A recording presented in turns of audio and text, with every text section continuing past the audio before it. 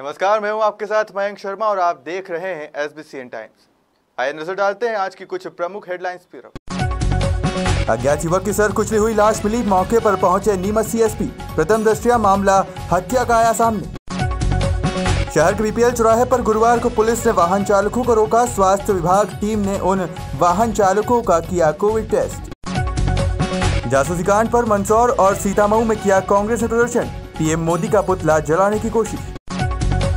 आइए अब रुक करते हैं मंदसौर की खबरों की तरफ। अनलॉक की शुरुआत के बाद से ही मंदसौर शहर में पुलिस व प्रशासन की टीम कोविड गाइडलाइन का पालन करवाने के लिए सक्रिय है। शहर में अलग अलग स्थानों पर प्रतिदिन इस तरह पुलिस रोको टोकी अभियान चलाकर लापरवाही बरतने वालों को कोविड गाइडलाइन का पालन करने की हिदायत दे रही है। वहीं स्वास्थ्य विभाग का अमला लोगों की कोविड टेस्ट कर रहा है। गुरुवार को इसी तरह शहर के BPL चौराहे पर पुलिस टीम ने सड़क पर खड़े होकर वाहनों को रोका और पुलिस चौकी में बैठे स्वास्थ्य कर्मियों ने उनका कोरोना टेस्ट किया। डॉक्टर पुष्पराज सिंह मंडलोई ने बताया कि जिला कलेक्टर और स्वास्थ्य अधिकारी के निर्देशानुसार रोजाना अलग अलग जगहों पर कोविड टेस्ट किया जा रहा है। गुरुवार को लगभग 70 लोगों का कोरोना टेस्टिंग की जा चुकी है। अभी सैंपलिंग जारी है, लेकिन फिर भी अनलॉक में लापरवाही बरत रहे लोगों को इस तरह कोरोना के प्रति जागरूक किया जा रहा है। आदरणीय कलेक्टर महोदय सर के आदेश पर और आदरणीय CMHO सर के आदेश पर जैसा कि हमको पर डे सैंपलिंग का टारगेट दिया जाता है, जैसे आज मंदसौर जिले में 350 का टारगेट है, तो आदरणीय राजस्व विभाग, पुलिस विभाग, स्वास्थ्य विभाग सभी आपस में एक साथ मिलकर हम पर डे सैंपलिंग करते हैं। जैसा अभी आपको पता है कि थर्ड वेव आने की संभावना है और जनता इस चीज़ को अभी तक समझ नहीं पा रही है और ना मास्क लगा रहे हैं, ना सोशल डिस्टेंसिंग का पालन कर रहे हैं। तो थर्ड वेव आने की संभावना को सूचित करते हुए अनुशासन का पालन करवा रहे हैं। अभी तक 20 रैपिड एंटीजन कर दी और 50 RT-PCR, आज की 70 सैंपलिंग है हमारी। और team RRT team number 18 doctor Pushpraj Singh Mandloi, lab technician Devendra Sanwaliya और हमारे स्टाफ नर्स है गोविंद सिंह, हम तीनों मिलकर एक साथ मिलकर काम करते हैं। मंदसौर जिले में कोरोना की रफ्तार थमते ही अब डेंगू ने अपने पैर पसारना शुरू कर दिए हैं। अब डेंगू का खतरा लगातार बढ़ता जा रहा है। जुलाई माह में ही जिले के सीतामऊ, धुंधड़का ब्लॉक व मंदसौर शहर सहित अन्य जगहों से डेंगू के 8 पॉजिटिव मामले आ चुके हैं। डेंगू के मरीज मिलने से हड़कंप मच गया है। ये तो सिर्फ शासकीय अस्पतालों में पहुंचे मरीजों के आंकड़े हैं, जबकि कई लोग सीधे प्राइवेट अस्पतालों में पहुंचे और वहां पर जांच में डेंगू पॉजिटिव पाए गए हैं। ऐसे में कागजों में भले ही 8 पॉजिटिव है, लेकिन हकीकत में संख्या अधिक है। डेंगू की यह दस्तक खतरनाक इसलिए भी है क्योंकि पिछले वर्षों में जुलाई के माह में इतनी तेजी से डेंगू कभी नहीं फैला है। ऐसे में सितंबर, अक्टूबर और नवंबर माह में जब डेंगू की दस्तक तेज होती है तब हालात अधिक खराब हो सकते हैं। इधर स्वास्थ्य विभाग व नपा का अमला डेंगू की दस्तक के बाद भी तैयारी करने की बात कह रहा है।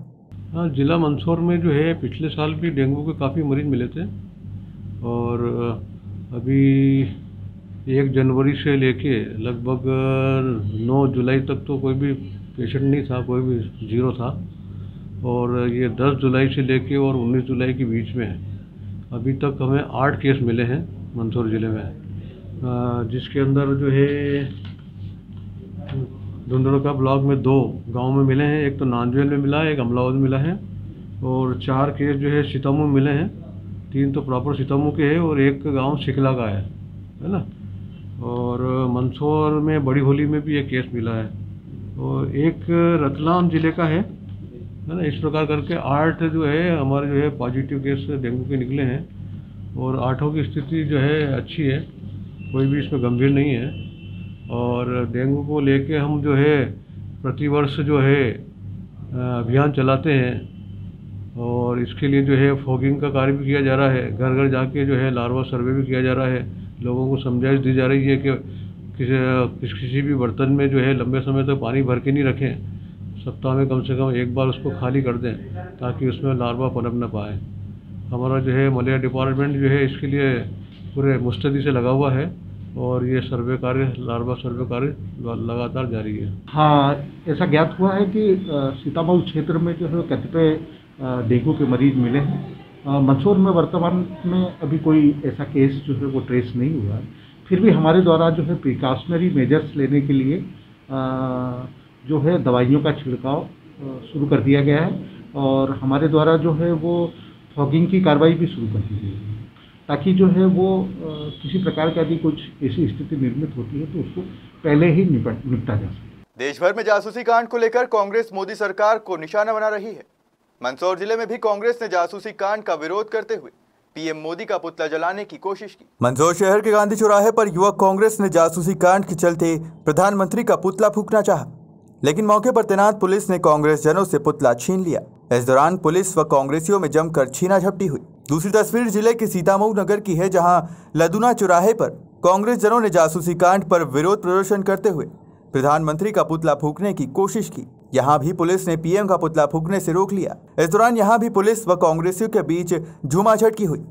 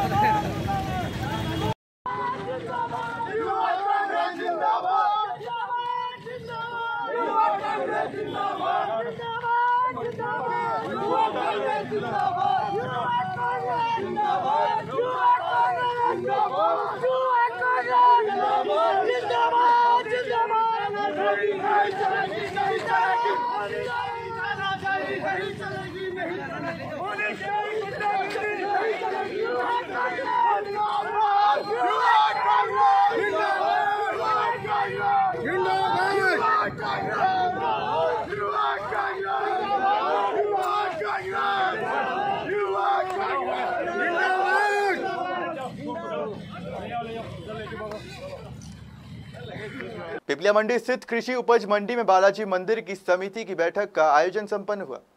बैठक में 11 सदस्यीय समिति गठन कर किसान विश्राम गृह का भूमि पूजन किया। आपको बता दें कि पिपलिया मंडी की कृषि मंडी में स्थित बालाजी मंदिर की देखरेख, पूजा पाठ व धार्मिक आयोजन कृषि मंडी में उपज लेकर आने वाले किसानों की बिखरी हुई उपज को सहेज कर किया जाता है। मंदिर समिति मंडी परिसर में इधर उधर बिखरी पड़ी लहसुन व अन्य उपज को मजदूरों के माध्यम से बिनवाती है। फिर उस उपज को इकट्ठा कर उसे मंडी में बेचकर मिले रुपए से मंदिर की देखरेख व अन्य धार्मिक कार्य किए जाते रहे हैं।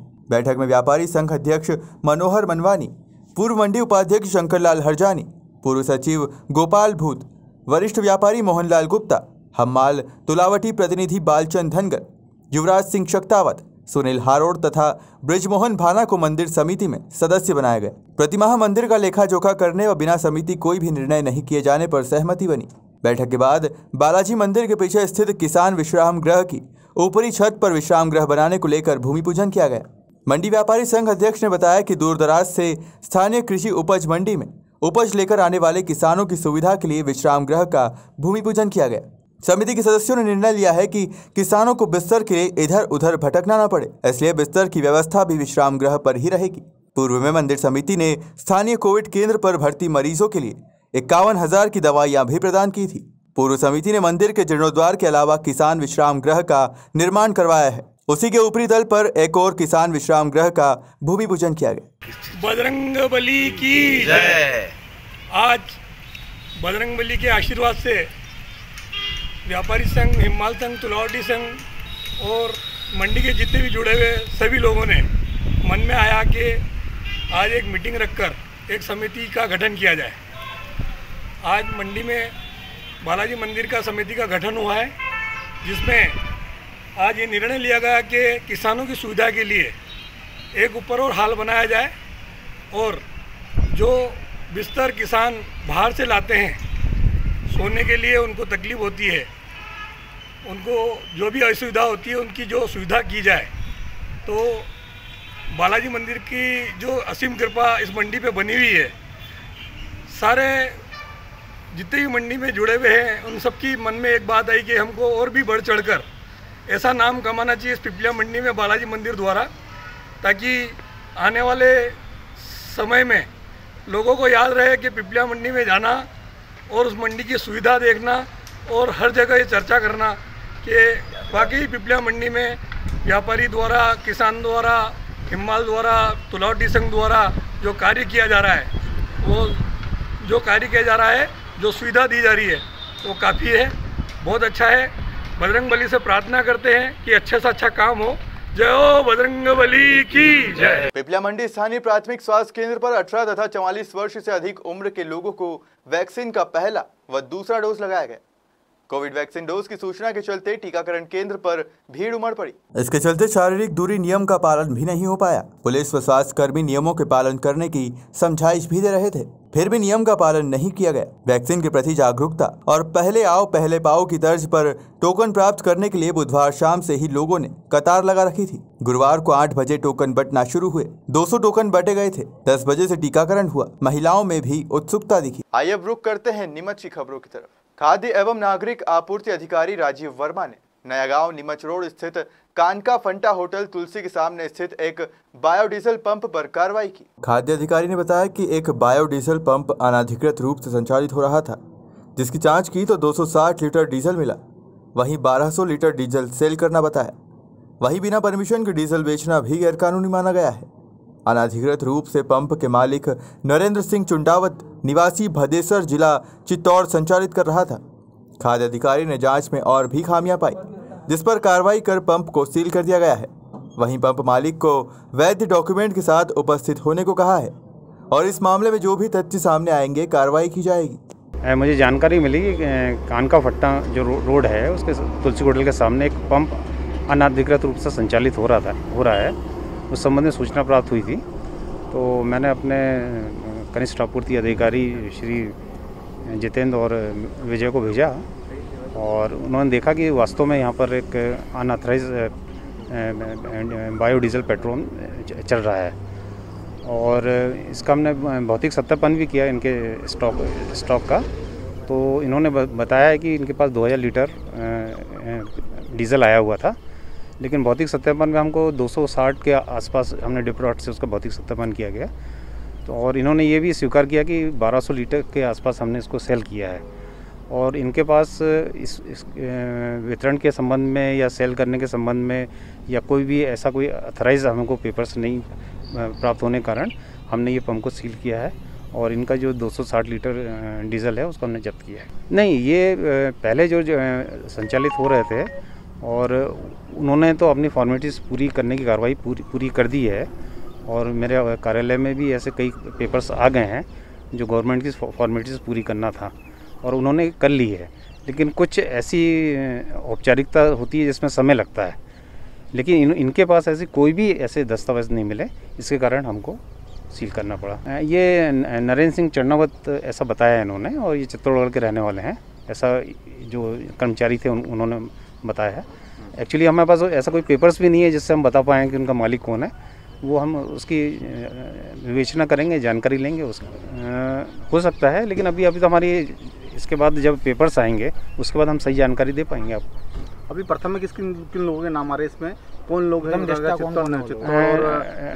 निम्बाड़ा और नीमच के स्थानीय लोगों को सामना है ना? हाँ, नरेंद्र चंडावत बताया जो जैसा मैंने आपको बताया है 260 के और 250 के लगभग है वो, उसको हमने डिप्रोट से किया है और इनका टैंक जो इन्होंने बताया है कितने लीटर का है, तो वो टैंक कितना बताया था? 25,000 लीटर का बताया था। तो हर टैंक की कैपेसिटी अलग अलग होती है और डिप्रोट भी अलग अलग होती है, तो उस हिसाब से डिप्रोट का भी है, तो 260 के आसपास है इनका। अब किस तरह की कार्रवाई की जाएगी इनके ऊपर? हाँ, इनके बाद अभी हम प्रतिवेदन कलेक्टर महोदय को प्रस्तुत करेंगे और कार्रवाई निम्नानुसार हुई। पीजी कॉलेज के प्राचार्य एलन शर्मा ने जानकारी देते हुए बताया कि विश्वविद्यालय द्वारा आगामी वार्षिक कैलेंडर जारी कर दिया गया है, जिसके अनुसार 1 अगस्त से महाविद्यालय में विद्यार्थियों को प्रवेश दिया जाएगा, तो सितंबर से कक्षाएं प्रारंभ की जाएगी। इसी तरह अक्टूबर माह में उत्सव के रूप में छात्र संघ चुनाव किया जाना तय किया गया है। उन्होंने कहा कि इस दौरान कोविड गाइडलाइन और शासन के निर्देशों का पूरी तरह से महाविद्यालय में पालन किया जाएगा। प्राचार्य एलन शर्मा ने बताया कि अक्टूबर माह पूरा उत्सव का रहेगा। इस दौरान एनसीसी, एनएसएस, महाविद्यालयों की सांस्कृतिक गतिविधियां और छात्र संघ चुनाव संपन्न कराए जाएंगे। युवा उत्सव के दौरान महाविद्यालय जिला स्तर और विश्वविद्यालय स्तर पर प्रतियोगिताओं व उत्सव का आयोजन किया जाएगा। मार्च 2022 में वार्षिक उत्सव मनाया जाएगा। विक्रम विश्वविद्यालय द्वारा जारी कैलेंडर में वर्ष भर की सभी गतिविधियां बताई गई है, ताकि आगामी कार्य योजना महाविद्यालय प्रबंधन और छात्र बना सके। उच्च शिक्षा विभाग ने वार्षिक पद्धति के आधार पर अपना अकादमिक कैलेंडर भी प्रकाशित किया है। उच्च शिक्षा विभाग के अनुसार 1 अगस्त से हमारी प्रवेश की प्रक्रिया शुरू हो रही है और 1 सितंबर से हमारी कक्षाएं, नियमित कक्षाएं प्रारंभ हो जाएंगी और अक्टूबर का महीना उत्सव का है, जिसके अंदर छात्र संघ गठन होगा और जिला स्तर पर और संभाग स्तर पर और विश्वविद्यालय स्तर पर युवा उत्सव के कार्यक्रम होंगे, एनसीसी, एनएसएस के कार्यक्रम होंगे। ये सभी कार्यक्रम अक्टूबर माह में आयोजित किए जाने हैं। उसी तरह से इस वर्ष वार्षिक सम्मेलन जो हम वार्षिक उत्सव मनाते हैं वो मार्च 2022 में करने के लिए हमें आदेश दिया है कि हम स्नेह सम्मेलन को मार्च 2022 में आयोजित करें। देखिए, अभी हमारे पास कोई स्पष्ट आदेश नहीं है कि छात्र संघ का गठन प्रत्यक्ष विधि से होगा या अप्रत्यक्ष विधि से होगा। जो भी शासन के निर्देश प्राप्त होंगे उन निर्देशों का पालन करते हुए छात्र संघ का गठन किया जाएगा। मतलब गठन होगा छात्र संगठन का, ये फाइनल। जो अकादमिक कैलेंडर आया है उसमें तो यही लिखा है कि अक्टूबर माह में छात्र संघ का गठन होगा। नेमावर में हुए जघन्य हत्याकांड को लेकर भीम आर्मी ने मध्य प्रदेश के मुख्यमंत्री शिवराज सिंह का पुतला फूंक दिया। भीम आर्मी का कहना था कि नेमावर में जिस परिवार के लोगों को जिंदा जलाकर मार दिया उसकी सीबीआई जांच हो और पीड़ित परिवार को सुरक्षा मुहैया कराई जाए। वहीं परिवार के एक सदस्य को सरकारी नौकरी दी जाए और मुआवजा दिया जाए। लेकिन मुख्यमंत्री अब तक मूक दर्शक बनकर बैठे हैं और पीड़ित परिवार न्याय के लिए दर दर भटक रहा है। अगर अब भी शासन प्रशासन हमारी मांगे नहीं मानता है तो भीम आर्मी उग्र आंदोलन करेगी, जिसकी समस्त जिम्मेदारी सरकार और उनके जनप्रतिनिधियों की रहेगी।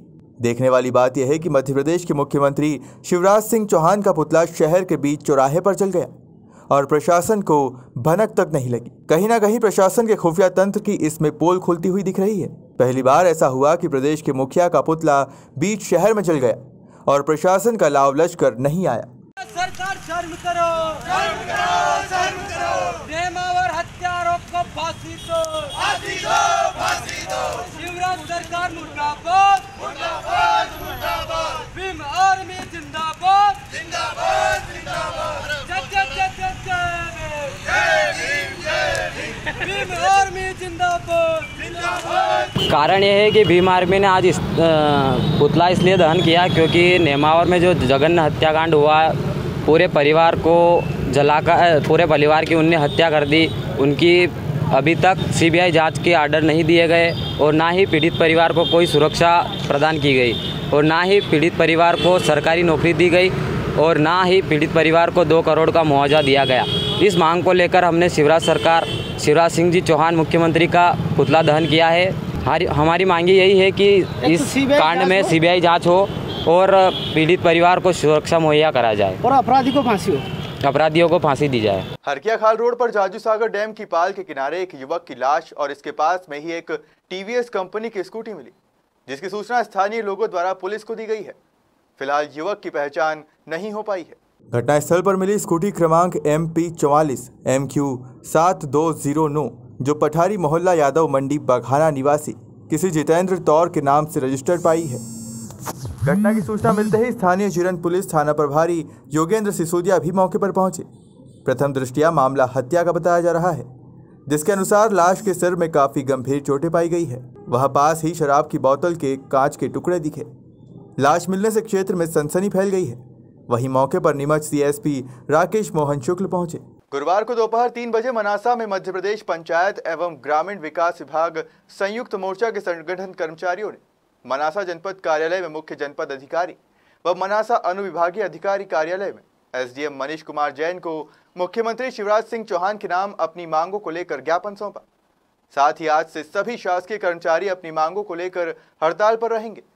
वहीं JP पाटीदार ब्लॉक संगठन अध्यक्ष मनासा ने बताया कि जब तक प्रशासन हमारी मांगे पूरी नहीं करता तब तक हड़ताल जारी रहेगी।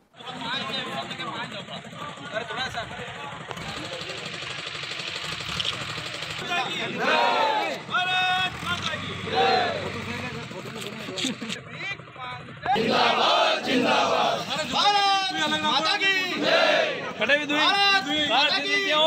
ये पदाधिकारी अंदर भाई ऊपर लो, ऊपर लो, ऊपर लो। ये कौन सा फोन है भाई?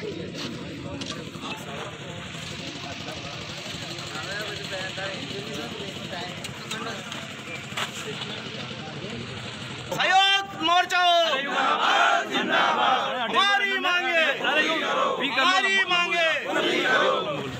नहीं किसी से भीख मांगते, हम अपना अधिकार मांगते। मध्य प्रदेश ग्रामीण पंचायत एवं ग्रामीण विकास विभाग के सभी विभागों की ओर से मध्य प्रदेश स्तर पर निर्णय लिया गया है कि सभी विभागों के अपने अपने जो ग्रामीण विकास विभाग के सभी कर्मचारी संगठन जो है उनकी अपने अपने अलग अलग मांगे हैं। उनके संबंध में प्रदेश स्तर से संयुक्त मोर्चा का गठन किया गया है। 19 और 20 तारीख को सभी अवकाश पर थे, 21 तारीख को ईद की अवकाश था और आज से सभी हड़ताल पर बैठे हैं। और पूरे मध्य प्रदेश में आज से ये ग्रामीण विकास विभाग की हड़ताल प्रारंभ हुई है। हमारे सभी संगठनों की 17 संगठन इसमें हैं। सभी संगठनों के अलग अलग अपनी अपनी मांगे हैं और सभी मांगों के लिए हम पूर्व में भी ज्ञापन दे चुके हैं और शासन से हमारा विनम्र अनुरोध है कि अतिशीघ्र हमारे मांगों पर सहानुभूतिपूर्वक विचार कर करके सभी संगठनों को संतुष्ट करते हुए ये हड़ताल में अतिशीघ्र सकारात्मक परिणाम हमें प्रदान करें। हम अनिश्चितकालीन हड़ताल पे हैं। हमारा प्रदेश संगठन हमें जो आदेश देगा हम उसके अंतर्गत ही हम यहाँ पे मनासा जनपद में धरने बैठे हैं और जो प्रदेश कार्यालय का आदेश होगा उसी के माध्यम से हम काम करें। छात्र हमारे साथ हैं। क्या मुख्य मांगे आपकी? मध्य प्रदेश पंचायत संयुक्त मोर्चा के 17 विभाग है। 17 विभागों की मांगे हैं। अलग अलग विभाग की अलग अलग मांगे हैं। रोजगार सहायक संघ, पंचायत सचिव संघ, मनरेगा कर्मचारी संगठन, मध्य प्रदेश NRLM, मुख्य कार्यपालन अधिकारी संगठन, अभियंता संघों की मांग, जिला एवं जनपद कर्मचारियों संघ की मांग, पंचायत समन्वय अधिकारी संघ की मांग, प्रधानमंत्री आवास योजना अंतर्गत डाटा एंट्री ऑपरेटर संघ की मांग, सोशल ऑडिट आप वेलफेशन एसोसिएशन की मांग, सहायक विस्तार अधिकारी संघ की मांग, स्वच्छ भारत मिशन ग्रामीण संघ की मांग, प्रधानमंत्री ग्रामीण आवास संघ की मांग, मध्य प्रदेश कंप्यूटर ऑपरेटर संघ महासंघ की मांग, मध्याह्न भोजन ग्रामीण संघ की मांग, DRD संघ की मांग, वाटरशेड संविदा अधिकारी कर्मचारी संघ की मांग। ऐसे करके हमारे 16 विभागों की मांगे हैं। शासन को एक एक विभाग के सभी मांगे स्वीकृत करना पड़ेगी तो ही हम हड़ताल वापस लेंगे, अन्यथा हड़ताल वापस नहीं लेंगे। फिलहाल खबरों में सिर्फ इतना ही। आप बने रहिए SBCN टाइम्स के साथ।